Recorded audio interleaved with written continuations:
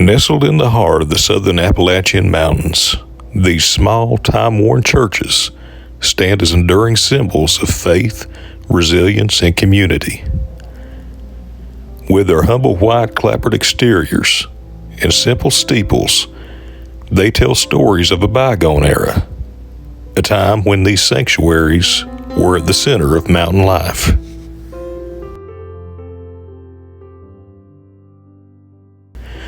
But these churches were more than just places of worship.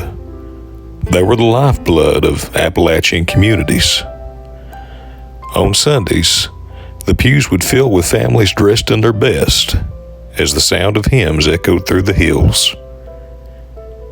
It was here the children were christened, couples exchanged vows, and loved ones were laid to rest.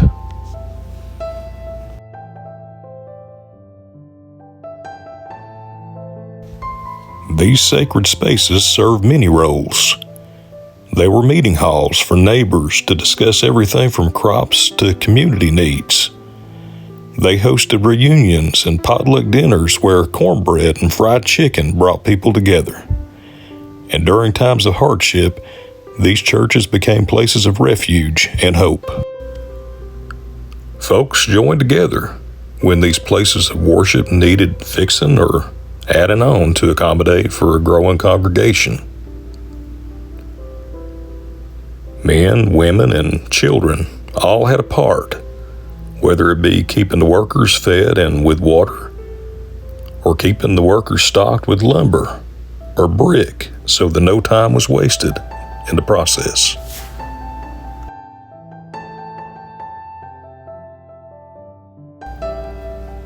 For many rural areas, the church was also a schoolhouse where children learned their ABCs under the watchful eye of a single teacher.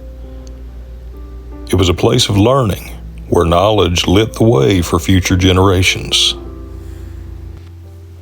Back in the 18th century, when Scotch-Irish settlers made their way into these hills, they brought their Presbyterian roots along with them. Over time, it was Baptist and Methodist churches that spread like wildfire across these mountains. Folks didn't have much money back then, but what they did have was grit and determination. With nothing more than a few planks and some nails and a little know-how, they built these churches, often on land donated by a generous family. Many of these churches weren't fancy. Most of them were plain old single-room buildings, whitewashed walls and wooden floors, and a cross proudly perched up front. But let me tell you, it wasn't about the building itself. It was about what happened inside. Every Sunday morning, families gathered here in their Sunday best, ready to hear the preacher deliver a fire and brimstone sermon that shake you to your core.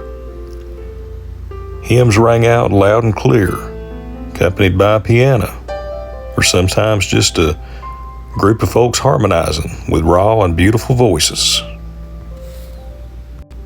History also tells us that these churches were instrumental during the Second Great Awakening. The fiery sermons and emotional revivals brought people together, fostering a powerful sense of unity and spirituality. Ministers like Shubal Stearns traveled through the region, planting seeds of Baptist churches that still thrive to this day. Over the years, though, times changed. Roads improved, towns grew, and bigger churches started popping up. But these little Appalachian churches, they didn't disappear. Many still stand, weathered but proud, as reminders of the mountain spirit. And when you step inside, you can almost hear those echoes of hymns and laughter and whispers of prayers long past.